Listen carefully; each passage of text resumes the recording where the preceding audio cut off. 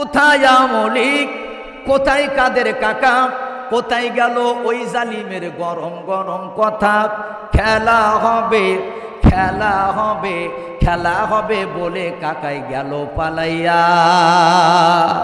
স্বৈরাচার পালাইছে দেশটা ছাড়িয়া, মানুষের মুখের হাসি আসলো ফিরিয়া। জোরে কোন ঠিক কিনা? আল্লাহ তোমার দরবারেতে হাজার শুকরিয়া, আল্লাহ তোমার দরবারেতে হাজার শুকরিয়া। কাওয়া কাদের পালাইছে দেশটা ছাড়িয়া, মানুষের মুখের হাসি আসলো ফিরিয়া। ঠিক কিনা? মুসলমান ভাই জানেন আরে আমার, এই জন্য ত্রিপিট, এই জন্য ইঞ্জিলের ভিতরে নকল ঢুকেছে, কারণ ইঞ্জিল আমার আল্লাহ হেফাজতের দায়িত্ব দেয়নি। এই জন্য জবুরের ভিতরে নকল ঢুকেছে, জবুরের হেফাজতের দায়িত্ব আমার আল্লাহ নেয় নাই। এই জন্য তাওরাতের ভিতরে নকল ঢুকেছে, তাওরাত হেফাজতের দায়িত্ব আমার আল্লাহ নেয় নাই। তামাম পৃথিবীতে একজন মায়ের সন্তানকে যদি মাদ্রাসায় না দেয়া হয়, কোরআনের হাফেজ যদি না বানানো হয়, আপনারা বলেন তো কোরআনের কি সামান্য কোনো ক্ষতি হবে?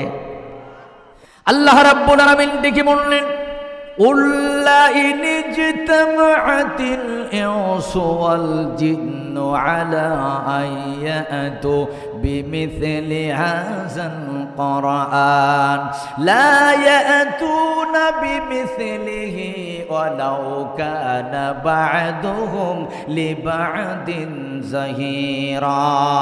জোরে কোন আল্লাহু আকবার। আল্লাহ রাব্বুল আলামিন বলেন, এই পৃথিবীর মানুষেরা, এ পৃথিবীর জিনেরা, তোমরা এক দল আর এক দলকে সাহায্য করো, আর তোমরা সমস্ত পৃথিবীর মানুষগুলো একত্রিত হয়ে যাও, জিনকে তোমরা সাথে নাও, সাহায্য করো, আর আমার কোরআনের মতো আর একটা কোরআন তোমরা বানানোর চেষ্টা করো। আমি আল্লাহই বললাম, আমার কোরআনের মতো আর একটা কোরআন তোমরা বানাইতে পারবা না। এ চ্যালেঞ্জ কার?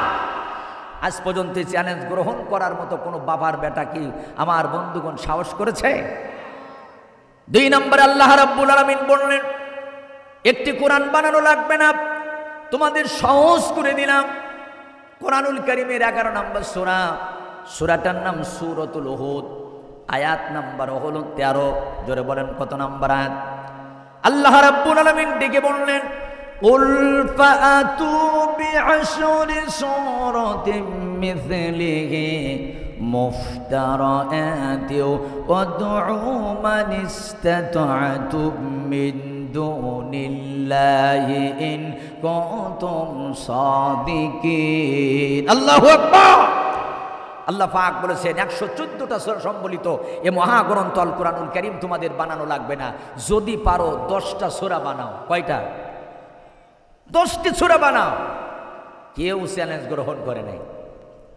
এরপরে আল্লাহ রাব্বুল আলামিন ডেকে বললেন, তোমাদের 10টি সূরা বানানো লাগবে না। কোরআনুল কারীমের 10 নম্বর সূরা, সূরাটার নাম হলো সূরাতুল ইউনূস, আয়াত নাম্বার হলো 38। কত নাম্বার আয়াত কথা বলেন? আল্লাহ রাব্বুল আলামিন একদম সহজ একটি চ্যালেঞ্জ আমাদেরকে ছুড়ে দিলেন।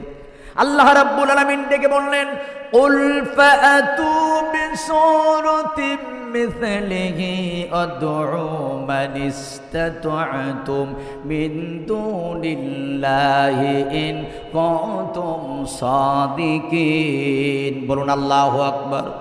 আল্লাহ রাব্বুল আলামিন বললেন, একটি কোরআন বানানো লাগবে না, 10টি সূরাও বানানো লাগবে না, যদি পারো জিন আর মানুষ, আমার বন্ধুগণ, আল্লাহ একত্রিত হতে বলেছেন। আল্লাহ পাক বলেন, আল্লাহ ছাড়া কোনো রব যদি থাকে তাকে নিয়ে আসো, আর আমার কোরআনের একটি সূরা বানাও। কয়টা? জোরে বলেন কয়টা? একটি সূরা বানাও। প্রথমে বললেন একটি কোরআন বানাও, তারপরে বললেন 10টি সূরা বানাও, তারপরে বললেন একটি সূরা বানাও। আপনারা বলেন, আজও পর্যন্ত কারোর কি সাহস হয়েছে কোরআনের একটি সূরা বানানো? আর একবার চিল্লা বলেন, এ চ্যালেঞ্জ কার? এটা কাউয়া কাদেরের চ্যালেঞ্জ না, এটা শামীম ওসমানের চ্যালেঞ্জ না, যে চ্যালেঞ্জ করলাম খেলা হবে, খেলা হবে। দেখা গেল খেলার সময় যখন হলো, তখন মাঠে তো দূরের কথা, আল্লাহর বান্দার বাউন্ডারি তো খুঁজে পাওয়া গেল না। কথা বলেন, কথা বলেন, ঠিক কিনা? আমার বন্ধুগণ, যারা চ্যালেঞ্জ করতো অবশ্যই আপনারা এই চ্যালেঞ্জ শুনেছিলেন। আচ্ছা বলেন তো, রিফারির আগে কোনো প্লেয়ার যদি মাঠে নামে, ও কি বৈধ প্লেয়ার না অবৈধ প্লেয়ার? রেফারি মাঠে নামে নাই, বেটা তুই নামলি কেন? ও অবৈধ প্লেয়ার, বেশিক্ষণ খেলতে পারে না, ও কিন্তু লাল কার্ড পেয়ে ময়দান ছাড়তে হয়। কিন্তু বৈধ প্লেয়ার যারা গোল নাও করতে পারলেও তার কিন্তু ময়দান থেকে তাড়ানো হয় না। জোরে বলুন ঠিক কিনা? এজন্য আমরা বৈধ মায়ের সন্তান, অবৈধ সন্তান আমরা নয়।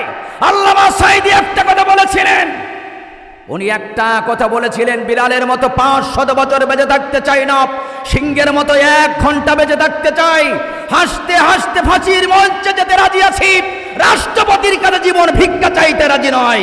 চলে বলুন কথা ঠিক কিনা? তাহলে ওদের সেই চ্যালেঞ্জ আবার বন্ধুগণ বাস্তবায়ন হয়েছে। বলতে হয় যেহেতু সময় কম, তারপর একজন কবি আমাদের হৃদয়ে একেবারে মানে ভিতরে খুব সুন্দর একটা মানে কি গজল ঢুকায় দিছে। মুখস্থ করতে চাই নাই তো শুনে শুনে মুখস্থ হয়ে গেছে, বলবো ছোট্ট একটু।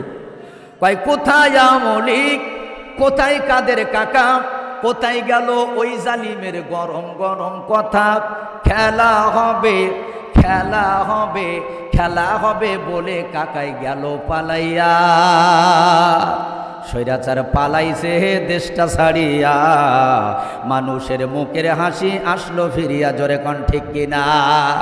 আল্লাহ তোমার দরবারেতে হাজার শুকরিয়া, আল্লাহ তোমার দরবারেতে হাজার শুকরিয়া, কাওয়া কাদের পালাইছে দেশটা ছাড়িয়া, মানুষের মুখের হাসি আসলো ফিরিয়া, ঠিক কিনা?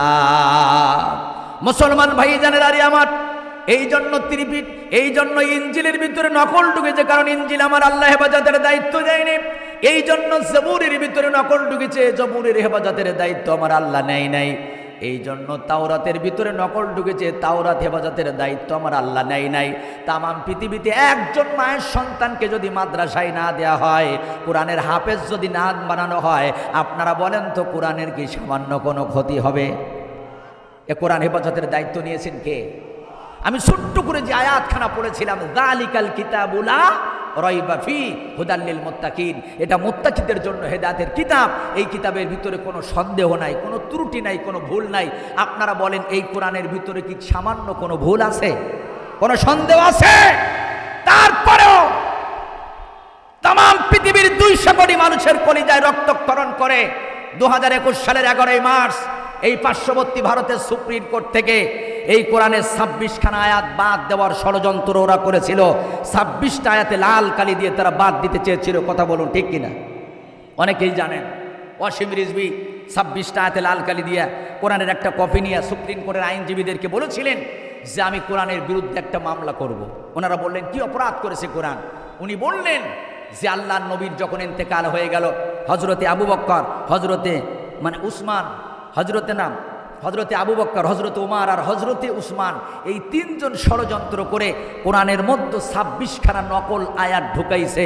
জোরে বলুন নাউজুবিল্লাহ। অথচ আল্লাহ পাক 1500 বছর আগে বলেছেন যে কোরআনের ভিতরে কোনো সন্দেহ নাই, কোনো ত্রুটি নাই, এ কোরআনের ভিতরে কোনো ভুল নাই। মুসলমান বন্ধুরা আমার, আইনজীবীরা মামলাটা গ্রহণ করে রেকর্ড করা হলো। ওনাকে বললেন যে কোন সেই 26খানা আয়াত কোরআনুল কারীম থেকে বাদ দিতে হবে, তুমি বলো আমরা নোট করে নেই।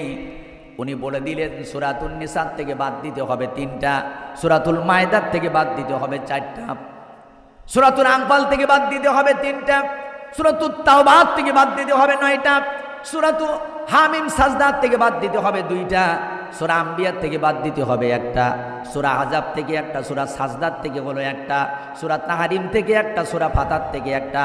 এই 26টা আয়াত কোরআনুল কারীমে থাকবে না। প্রয়োজনে হাইকোর্টে চলে যাব, আন্তর্জাতিক আদালতে চলে যাব, আমরা কোরআন থেকে ওই 26টা আয়াত বাদ দিয়েই ছাড়ব। আপনারা একবার বলেন তো, আল্লাহর বান্দা আল্লাহর জমিনে বসে আল্লাহর কোরআন থেকে যারা 26খানা আয়াত বাদ দিতে চায়, চিল্লায় বলেন তো এদের জন্মের সমস্যা আছে না নাই? আর জোরে বলেন আছে না নাই? কারণ এরা জানে না মুসলমানদের কোন মৌমাছির চাকের মতো আস্তে করে বসে গেলে মধু পাওয়া যায়, কিন্তু মৌমাছির চাকে একবার ঢিল মারলে তার কিন্তু আর উপায় থাকে না, ঠিক কিনা বলেন? আমার বন্ধুগণ, এরা চেয়েছিল কোরআন থেকে আয়াতগুলো বাদ দিবে। 1 মাস পরে কি রায় হলো? রায়টা হলো তারা মুসলমানদের অ্যাকশন আর মশিয়ান দেখে আমার বন্ধুগণ তারাই সিদ্ধান্ত নিল যে এই কোরআন যা আছে তাই থাকবে। কোরআন থেকে একটা জের জবর নুক্তা পর্যন্ত পরিবর্তন হবে না। সুবহানাল্লাহ। কোন ওয়াসিম রিজভীকে বলা হলো 50,000 রুপি তোমাকে জরিমানা। মুসলমান বন্ধুরা রে আমার, তাহলে এতগুলো আয়াত, কোনো আয়াতে ওদের আপত্তি না, কোনো আয়াতে ওদের গা জ্বলা করে না। এই 26খানা আয়াতে কি আছে? কোন কারণে এই 26টা আয়াত ওরা কোরআন থেকে বাদ দিতে চায়? ইমানদার মুসলমান হিসাবে আপনারা বলেন তো আমাদের জানার দরকার আছে না নাই? আর জোরে বলেন আছে না নাই? তাহলে আসুন আমরা এক এক করে সেই আয়াতগুলোর দিকে চলে যাব।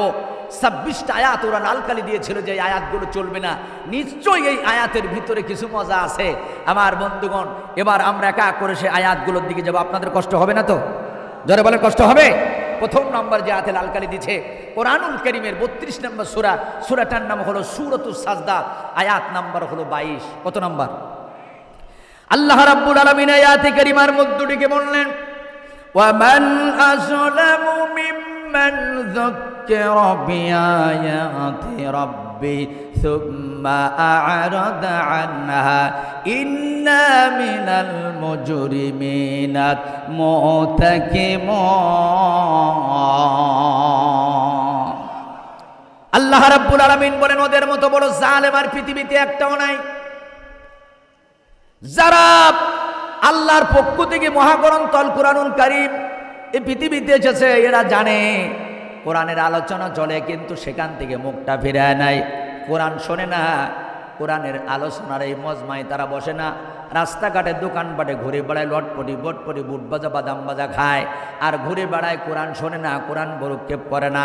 আল্লাহ রাব্বুল আলামিন ১,৫০০ বছর আগে বলেছেন ওরা হলো পৃথিবীর সবচেয়ে ১ নম্বরের বড় জালেম। এ কি মোল্লার কথা না আল্লাহর কথা? আরো জোরে বলেন কার কথা?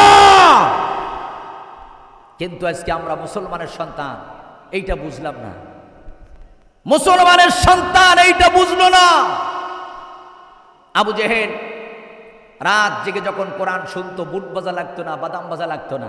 আর আমাদের 2 ঘন্টা ওয়াজ শুনতে গেলে 300 গ্রাম বাদাম বাজা লাগে, ঠিক কিনা কন? আবু জেহেল কি মনোযোগ দিয়া কোরআন শুনতো। সকাল হয়ে গেছে, আকনাস গুতু দিয়ে কয় বাড়ি যাবেন না? আবু জেহেল কয় কোরআন এত ভালো কেন, যত শুনি তত মজা লাগে। আমার প্রশ্ন হলো, আবু জেহেলের মতো একটা কাফের যদি কোরআন শুনে এই কোরআনের কয়েকটা সূরা মুখস্থ পর্যন্ত করতে পারে, আর তুমি মুসলমানের বাচ্চা ইমানের সাথে নিজেকে মুসলিম বলে দাবি করো, নিজেকে আইডি কার্ডে মুসলমান বলে পরিচয় দাও, কোরআনের মাহফিল থেকে তুমি রাস্তাঘাটে থাকতে পারো না, কোরআনের মাহফিলের আওয়াজ শুনে তুমি বাড়িতে থাকতে পারো না, এই রকম কাজ যদি কোনো মুসলমানের সন্তান করে, আমার মনে হয় এর চরিত্র আবু জেহেলের চেয়ে আরো খারাপ। জোরে বলুন কথা ঠিক কিনা? মুমতাজের গান শুনলে তোমার ভালো লাগতো, আয়ুব বাস্তুর গান শুনলে তোমার ভালো লাগতো, টাকলু মোরাদের গান শুনলে তোমার ভালো লাগতো, আর কোরআনের মাহফিল হলেই তোমার মুখটা হনুমানের মতো কালো হয়ে যেত। জোরে বলুন কথা ঠিক কিনা? আমার বন্ধুগণ, এই কোরআনের সাথে যারা বেয়াদবি করেছিল, আল্লামা সাঈদী বলেছিলেন অত্যাচার নির্যাতন বন্ধ করো, সময় আসতে যে কোনো সময় আসতে যে বন্ধ করো। আমাদের মৌলবাদী বলো না, কারণ মৌলবাদী মানে এরা কিন্তু মূলবাদী। তোমরা হলে আগাবাদী, তোমরা থাকো আগায়, আমরা থাকি গোড়ায়। 12 কোটি মানুষ আস্তে করে যদি গাছের গোড়া নাড়া দেয়, বাংলাদেশে জায়গা হবে না, দিল্লির মামু বাড়ি যাই পড়বা। কথাগান ঠিক কেনা? এ যশোরবাসী আপনারা দেখেন নাই, গোটা পৃথিবীতে ইতিহাস রচনা করেছে যশোর জেলা। এবছর কোরআনের এক মাহফিলে 25 লক্ষ মানুষের আগমন। সুবহানাল্লাহ বলবেন না? সবাই বলেন কত লক্ষ মানুষ? 25 লক্ষ মানুষ। ওই দিন আমার যশোরে মনে হচ্ছিল আরশের মালিক, ওইখানে মিজানুর রহমান আজহারীর নাম না থেকে ওইখানে যদি লেখা থাকতো তৃতীয় দিনের প্রধান বক্তা কিংবদন্তি আল্লামা বিশ্ববরেণ্য কোরআনের পাখি আল্লামা সাঈদী, আমার মনে হয় শুধু বাংলাদেশের মানুষ নয়, গোটা পৃথিবীর থেকে সাঈদী ভক্ত মানুষগুলো পঙ্গপালের মতো ওই যশোর জেলায় ছুটে আসতে যারা বলেন কথা ঠিক কিনা? আমি তাদেরকে বলতে চাচ্ছি, শোনো, 40 বছর পরে যদি বঙ্গবন্ধু হত্যার বিচার বাংলার মাটিতে হতে পারে, আজ হোক কাল হোক আর আমাদের সন্তানরা হোক, একদিন না একদিন আল্লামা সাঈদী হত্যার বিচার এই বাংলার মাটিতে হবেই হবে। জোরে কোন ঠিক কিনা?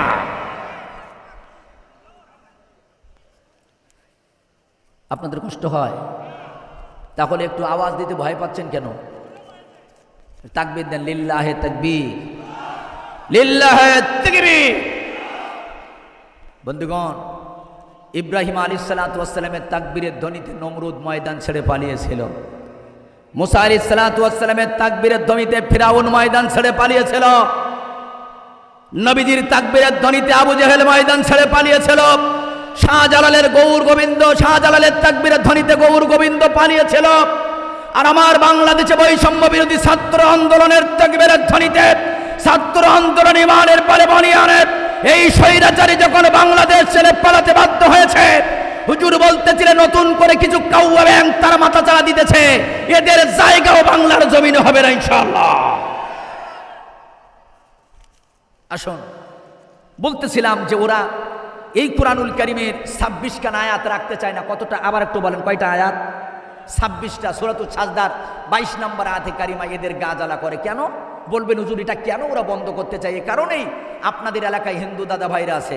আচ্ছা বলেন, হিন্দুদের যখন যজ্ঞ হয়, পূজা হয়, সারা রাত একটা মুসলমান যদি যজ্ঞ শোনে সকালে বাড়ি যায়, কোনোদিন শুনেছেন যে একজন মুসলমান হিন্দু হয়ে গেছে?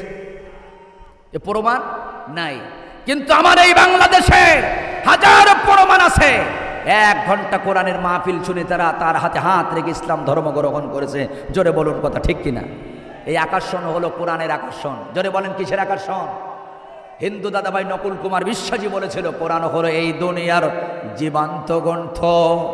তুমি প্রশ্ন করো উত্তর পাবে এমন প্রাণবন্ত।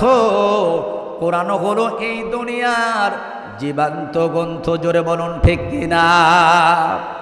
বন্ধুরারি আমার, 2 নম্বরে ওরা যে আয়াতে লাল কালি দিল, কোরআনুল কারীমের 66 নম্বর সূরা, সূরাটার নাম হলো সূরাতুত তাহরিম। 28 নম্বর পারার 20 নম্বর সাফা, আয়াত নাম্বার হলো 9। জোরে বলেন, কত নাম্বার? কত হলো লাগবে? 2 নম্বরে যে আয়াতে লাল কালি দিল সূরাতুত তাহরিম, 66 নম্বর সূরা, এই 2 নম্বর আয়াতে কারি আমার 9 নম্বর আয়াতে কারিমা লাল কালি দিল। খুব মনোযোগ দিয়ে শোনেন। আল্লাহ রাব্বুল আলামিন ডেকে বললেন, ইয়া আইয়ুহান নাবিয়্যু জাহিদিল কুফফারা ওয়াল মুনাফিকিনা ওয়াগলুজ আলাইহিম ওয়া মাআওয়াহুম জাহান্নাম ওয়া বিইসাল মাসীর। আল্লাহ রাব্বুল আলামিন বলেন, ইয়া আইয়ুহান নাবিয়্যু, হে নবী, জাহিদিল কুফফারা ওয়াল মুনাফিকিনা ওয়াগলুজ আলাইহিম। কি হয়? উনি বলছে সমস্যা নেই, আমি গেলে লোকজন সব মাঠে চলে আসবেন, সমস্যা নেই। আমার ভাইরা, আপনাদের কষ্ট হয়? আমার দিকে তাকান। আল্লাহ রাব্বুল আলামিন ডেকে বলতেছেন, ইয়া আইয়ুহান নাবিয়্যু, হে নবী, জাহিদিল কুফফারা ওয়াল মুনাফিকিনা ওয়াগলুজ আলাইহিম ওয়া মাওয়াহুম জাহান্নাম ওয়া বিইসাল মাসির। আল্লাহ পাকের হাবিবকে ডেকে বলতেছেন, নবীজি, আপনি আল্লাহর রাস্তায় যখন যুদ্ধ করবেন, লড়াই করবেন, 2 শ্রেণীর মানুষের সাথে। জোরে বলেন, কয় শ্রেণীর মানুষ? 1 নম্বর হলো কাফের, আর 2 নম্বর হলো মুনাফিক। 2 নম্বর কি? আল্লাহ পাক বলেন, এদের উপরে কোনো দয়া করা যাবে না, কারণ এরা হলো জাহান্নামী। আমি মুসলিম নগরবাসী আপনাদের কাছে জানতে চাই, আমাদেরকে আল্লাহ রাব্বুল আলামিন 2 শ্রেণীর মানুষের সাথে লড়াই করতে বলেছেন, যুদ্ধ করতে বলেছেন। 1 নম্বর হলো কাফের, আর 1 নম্বর হলো মুনাফিক। এখন কাফের দেখতে গেলে আমেরিকায় যাওয়া লাগবে, কাফের দেখতে গেলে সুইডেনে যাওয়া লাগবে, কাফের দেখতে গেলে ডেনমার্কে যাওয়া লাগবে, কাফের দেখতে গেলে অস্ট্রেলিয়ায় যাওয়া লাগবে। আপনারা বলেন তো, মুনাফিক দেখতে গেলে কোন দেশে যেতে হবে? কোন দেশে? তবে আপনাদের এলাকায় মনে হয় নেই, আছে? বন্ধুরারি আমার, মুনাফিকের চরিত্র সম্পর্কে আল্লাহ রাব্বুল আলামিন 14খানা পরিচয় কোরআনুল কারীমের মধ্যে তুলে ধরেছেন। হয়তো সময় স্বল্পতার কারণে সব পরিচয় আমি দিতে পারবো না, 2-1টা পরিচয় অন্তত দেই। কেউ কারোর দিক তাকাতাকি করবেন না, যদি মিলে যায়। মিলতে পারে কিনা? যেমন মুনাফিকের একটা চরিত্র হলো মুযাবযাবিনা বাইনা যালিকা লা ইলাহা উলাই ওয়া লা ইলাহা উলা। জোরে কোন আল্লাহু আকবার। মুনাফিকের একটি চরিত্র হলো ওরা দুদুল্যমান অবস্থায় ঝুলান্ত, ওরা এদিকেও না ওদিকেও না। আবার বন্ধুরা, ওরা যখন এলাকায় গান হয়, যাত্রা হয়, এলাকায় কনসার্ট হয়, সেখানেও ওদেরকে পাওয়া যাবে। আবার যখন কোরআনের মাহফিল হবে, সেখানেও তাদের পাওয়া যাবে। এই জাতীয় মানুষ আমাদের সমাজে আছে না নাই? দুদুল্যমান অবস্থায় ঝুলান্ত। একজন মুসলমানের দল হলো 2টা, যেমন একটা হলো আল্লাহর দল, আর একটা হলো শয়তানের দল। তুমি যে কোনো একটা গ্রহণ করতে পারো, এটা তোমার অধিকার। কিন্তু মুনাফিকদের নির্ধারিত কোনো দল নেই। যখন যে দল ক্ষমতায় যায় আল্লাহর বান্দা সেই দলে ডিগবাজি মারে।